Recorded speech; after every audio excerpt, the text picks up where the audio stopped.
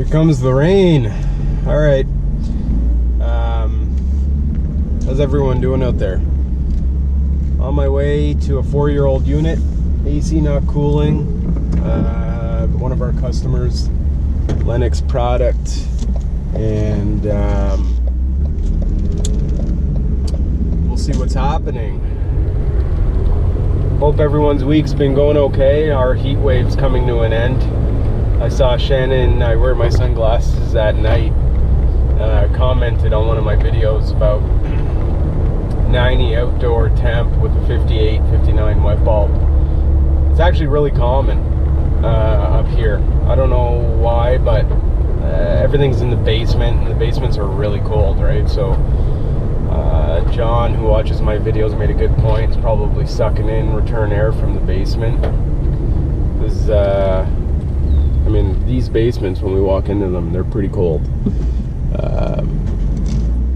So it's normal. I mean, Canadians, you know, like all of these units, I know they design them and give you a spec sheet based on, what is it, 95 outdoor, 80 return, 50 relative humidity. Well, we never see that. Most of our customers keep their thermostat set to 70. You know, some people 69. So we have really low loads inside. Unless it breaks down and humidity's sucked in, typically I'll see a wet bulb. It's rare I see wet bulbs above 60, unless it's broken. You know, typically you're looking at 60 wet bulb max, even though it's super hot outside. I mean, the unit I went on that day was working. Nice. Real cold. But I find, I don't know if it's down south, Americans, you guys like to keep it at maybe 75 Fahrenheit.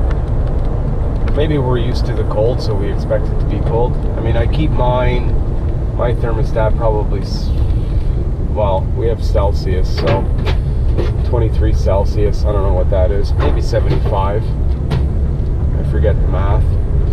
Anyways, we'll see what this one's doing. I mean, this is not cooling, so we'll see what the wet bulb is when I get there. 77 Fahrenheit today. The air is thick. It's actually raining on and off. So if I can get some footage, I'll certainly do so. Sorry about the footage lately. I know my camera's been bouncing around. I'm trying to do a better job filming, but it's hard. You gotta get used to it. Some of these guys on YouTube are pros at it, so. Anyhow, not too far off, 5 minutes away, and we'll shoot some footage when we get there. Thanks for watching. Alright guys, working on, you know, one unit. I always forget if it's the first two or the second two. I think 08 actually. This is weird. Not sure what the heck's going on there, but we'll find out. I'm gonna open up this panel and see what we can get.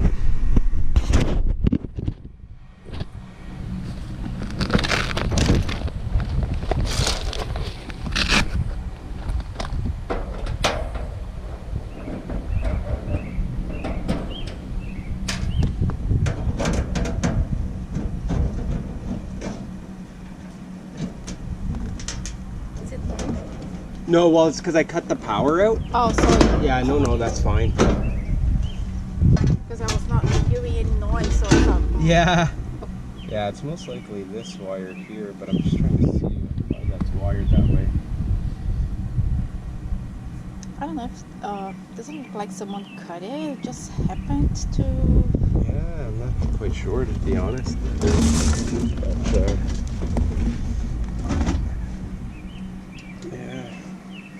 like we moved in during winter, so we never noticed before until we need it. yeah. That's weird the way they have that set up like that. But I'll let you. Sure, yeah, once I figure it out, I'll let you know for sure. Okay. Perfect. Right. Thank you.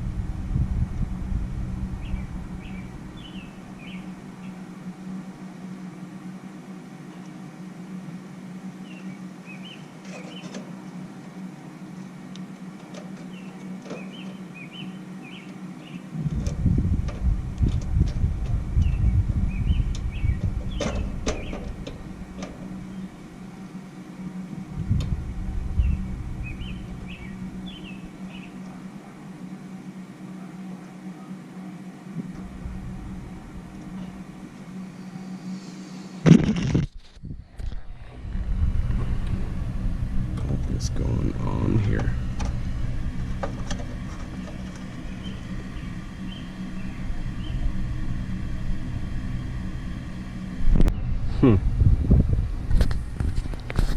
Very strange. So I've tested voltage here at no 0 volts. I'm gonna go inside and see what's going on. I don't know what, I've never seen it like this before. I'm assuming they took out that Emerson switch out of the equation.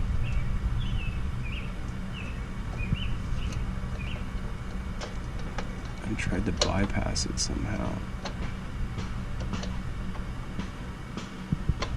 Which is really weird.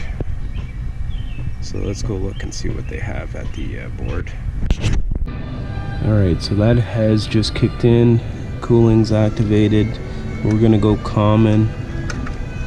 God, this is hard with one hand. Shannon, I wear my sunglasses at night. I don't know how you do it, buddy.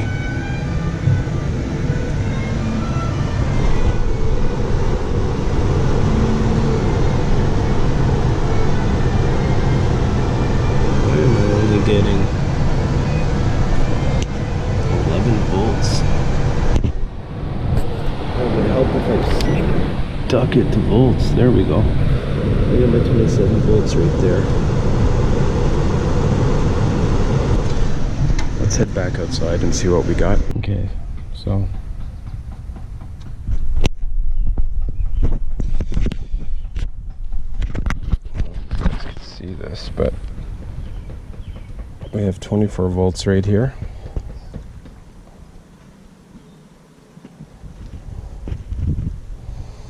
Which is a good sign. So we have voltage coming from the basement.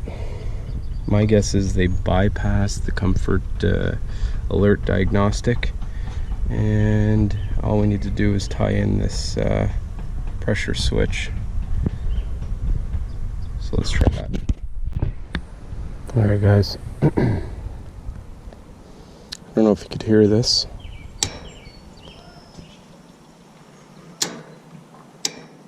So let's fix up this wiring and get them some cooling and check the charge on this one.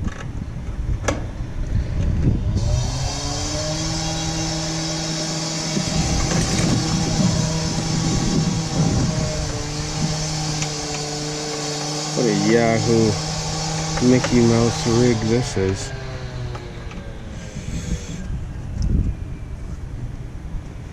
Oh, fix it up so it don't happen again.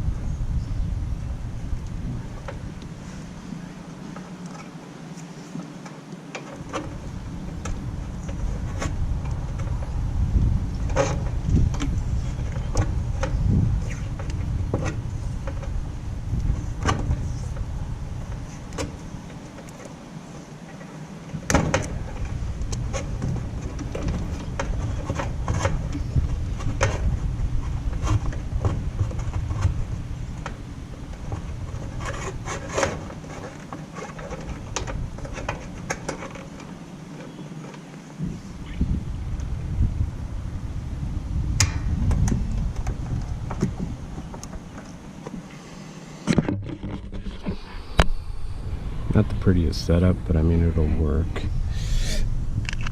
So let's fire this puppy up, check the charge on it now that we got it all figured out. So what they did was they just bypassed all this up here. So let's get her done. Little tech tip on these little rubber. You see that rubber? Make sure those don't fall out. If they're not in there, give them new caps. Otherwise, if that trader's leaking, it won't put a seal on there.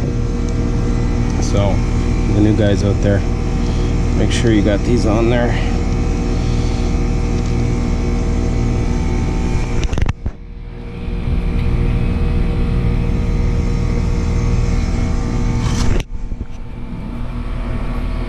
anything with this one. So put her back in, tighten her up. You're good. So I checked the cap on there, it's good. Power factor 0.98, so we're doing okay. Alright guys, I'm just doing the paperwork here. Got my probe set up, just watching the system as it balances out, but I think we're good on this one. I still got to go inside, get the paperwork, put the furnace back together, but I mean, it's asking for, I think, 11 subcooling. Might have been 13, but either way, we're good. Superheat's good. Pressures are in line. And so I think we're going to be okay on this one. So a simple wiring issue. And not doing too bad. Approach is a little bit lower, but that's fine. And I believe we're on a TXV. So we'll wrap this one up. Nice and easy. Just a simple wiring issue. We got them back up and running. So if you like this, leave a comment down below, like, subscribe, do what you got to do. But these guys are back up and running. This is Hoser signing off. See you on the next one.